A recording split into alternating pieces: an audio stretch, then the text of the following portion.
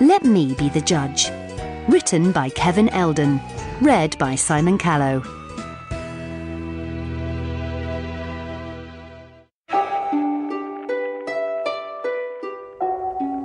Everybody knew who Peter Cloak was. Peter Cloak, television impresario, presenter, director, producer, associate producer, executive producer, associate executive producer, executive associate producer. But most importantly, judge. Every Saturday night, millions of pizza-stuffing, chocolate-choking, beer-guzzling, wine-necking Britons crawled dutifully to their dented sofas to lie there, gawping at 4 solid hours of Peter's ratings-buster talent show, called, fittingly enough, Let Me Be the Judge. The me, in this case, being, of course, Peter. Originally entitled Let Us Be the Judges, the show had started on a slightly more democratic note, Peter sharing his judging role with 2 others, a veteran disc jockey and an Icelandic model who had dated David Bowie for a fortnight in 1988. However, after only 1 series, Peter had judged that it was only a matter of time before the disc jockey's leisure activities during the 1970s may well, sooner or later, come to compromise the show's integrity. He was duly dispatched. Meanwhile, when the model's only too obvious taste for Colombian talcum powder resulted in the septum falling out of her nose in the middle of a show one evening, it was agreed, on Peter's explicit say-so, that she issue a press release announcing her retirement from the panel due to a desire to spend more time with her plastic surgeon. With the 2 of them gone, there really was, Peter judged, no point in recruiting anyone to replace them. And after that it was only a matter of time before the nation found themselves agreeing that the final decision on who failed and who triumphed each week should be Peter's, and Peter's alone. Peter judged everyone he knew, and everyone he didn't, but it was for the contestants on Let Me Be the Judge that Peter saved his most scathing pronouncements. To the mother of 2 who had just sung a reasonable approximation of a Celine Dion number, "Let me start by saying this. You're not untalented, but let's face it, your eyes are just too close together. People are going to judge you on that, and so am I." To the threadbare dog puppet, held by a pensioner doing a ventriloquist act, "Let me start by saying this. Shouldn't you be on the Antiques Roadshow? Preferably without the old guy with his hand up your..." To the breathless shop girl, who just finished an energetic tap routine whilst juggling 5 flaming melons, "Let me start by saying this. That was just really, really boring." Came the day, though, when the all-powerful Peter Cloak suffered a great fall. 22-year-old Daniel North, weighing in at nearly 400 pounds, had a singing voice that was truly beautiful. Peter had been looking forward to this. He'd been too nice lately. The show's ratings had been dropping a little in the last month.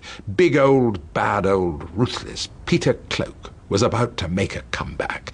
The boy Mountain was going to get it. But first, before publicly ripping him apart on nationwide television, what fun it would be to lull him and everyone else into a totally false sense of security. The camera flipped between the 2 of them. Peter, inscrutable. Daniel, wide-eyed, breathless. "Let me start by saying this. That's certainly an amazing voice you have there." Daniel could not believe it. The unexpected words of praise rushed through him like an electrical current. His already shaking legs shook a little more. Relief started to gently extinguish his senses, and as Peter opened his mouth to begin his carefully planned tirade of mocking malice, Daniel very dimly felt himself pitching suddenly forward and down. Blackness. "Where am I?" thought Peter. He was sitting on a chair at one end of a very long grey corridor with doors down both sides. In the far distance, at the other end of the corridor, he could just about make out a tall set of double doors. "Hello? Hello?" One of the doors opened, and a smart young woman in a business suit holding a smart tablet walked briskly up to him. "Mr. Cloak?" "Yes, who are you?" "I'm Virginia." "Where am I?" You're in between. In between what? Your life and the consequences. You mean... I'm afraid you're dead, Mr. Cloak. Let me explain.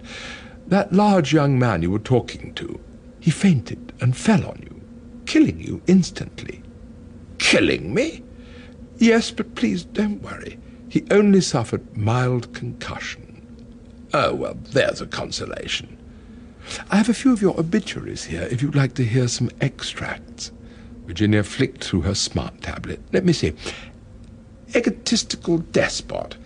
Insufferable narcissist. Graceless, self-serving bully. She sighed sadly. Not very complimentary, most of them, I'm afraid. Well, what do you expect from obituary writers? Snorted Peter. Bitter people. They know no one will ever write an obituary for them. Well, continued Virginia, the Twittersphere doesn't seem to have been any less unforgiving. Let me see. OMG, a fat dude's just killed that twat, Peter Cloak. Cool. What's 10 feet wide and 1 inch deep? Peter Cloak's coffin. LOL. Peter Cloak. Rest in shit. Oh, do spare me, drawled Peter impatiently. Twitter. Nothing more than a digitized toilet wall. Right, so I get it. I'm dead. Big deal. Now what? Well, said Virginia, tradition demands I take you on a little review of your life.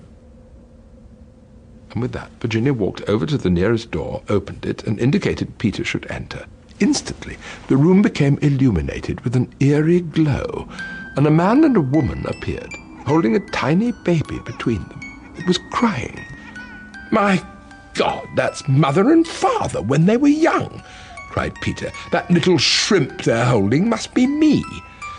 Now, the main note I have here, Virginia continued, flicking through her smart tab, is that you've always been rather judgmental. So, said Peter, nothing wrong with that. Then, to Peter's astonishment, the baby's crying morphed into a wheedling, high-pitched voice. Honestly, what utterly pathetic parents, the voice whined. I mean, when are you going to stop gawping at me and give me some food? And talk about lazy. This nappy needed changing 5 minutes ago. What's that? Cried Peter.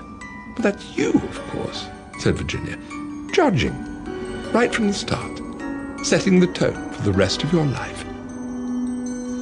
Out of the room and down the corridor, Virginia stopped at another door, opened it, and in they went. Another grey, bare room. The light came up to reveal a very pretty young lady talking to a younger Peter. Ella, said Peter. That's Ella. The only woman you ever felt any significant degree of emotion for, it says here, remarked Virginia, consulting her smart tab. Yes, to think at one point I actually considered lumbering myself with that dreary little madam, replied Peter blithely. The folly of youth. And with that, the couple's conversation became audible. And that's why I can't be with you any more, Ella was saying. Oh, what, because I tell you wear too much makeup? Snarled Peter. No, not just that I wear too much makeup, Peter. That I need to lose weight. That I talk too much. That I spend too much time with my friends. That I shouldn't wear blue. That the books I read and the films and the TV programs I watch are rubbish. That I'm always... You see, interrupted Peter, you do talk too much. Ella looked at him in disbelief. Goodbye, Peter. And with that, she disappeared, leaving Peter alone, his shocked face hardening into a cold, expressionless mask. They moved on. Having entered the next room, Peter witnessed himself giving his personal assistant Dominic a particularly savage dressing down. Right up until Peter's unfortunate demise, Dominic had for years been tirelessly attempting to gratify every one of his master's capricious whims day and night. But nothing he did was ever good enough. Peter smirked as he watched himself haranguing Dominic, dangling a sock before his faithful servant's unhappy face. And you call that an iron sock? Perhaps that's an iron sock in Dominic's little world. Perhaps that passes for ironed in whatever sordid little environment you were brought up in. But look here. What would we call that? We'd call that a wrinkle, wouldn't we? A wrinkle in a supposedly ironed sock. You know what I think of you? I think you're a worthless little man who doesn't know how to iron a sock, and I don't ever want to see this sock or its wrinkle again, so here you are. Eat it. Yes, that's right. Eat this wrinkled sock. With that, poor Dominic took hold of the offending piece of footwear and unhappily started stuffing it into his mouth. Yes, opined Peter as they left the room, he really never did succeed in coming up to my standards. The tour continued. For what seemed to Peter like years, they entered room after room after room. Rooms containing each and every one of the friends, acquaintances, colleagues, relatives, and passing strangers Peter had encountered in the course of his life.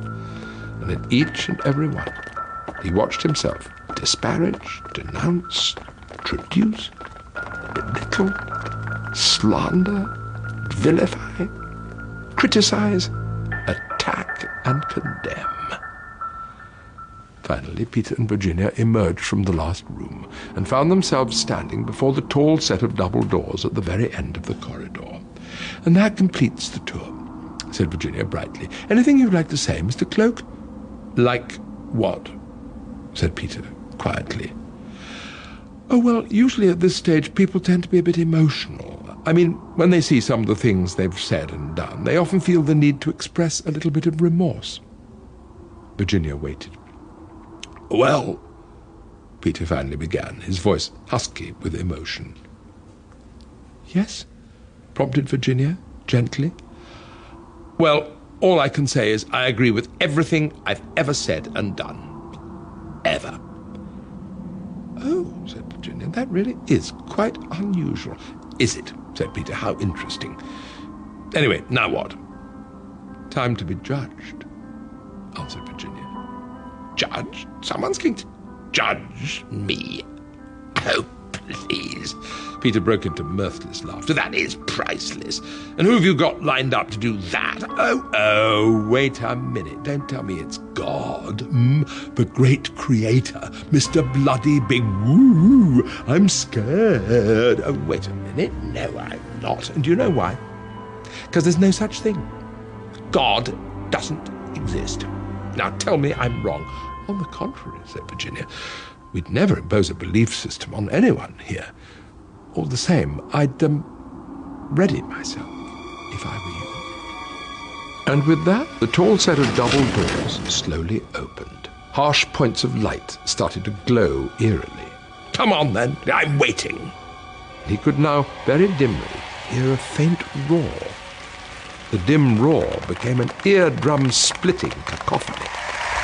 As Peter's eyes adapted to the light, his jaw dropped as he made out row after row of slobbering, pig-faced people straining towards him, and then, to Peter's utter and inexpressible horror, himself. Peter Cloak.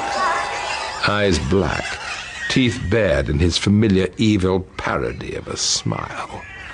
All ready to judge. "Let me start by saying this." Well, there you go. Everyone's a critic.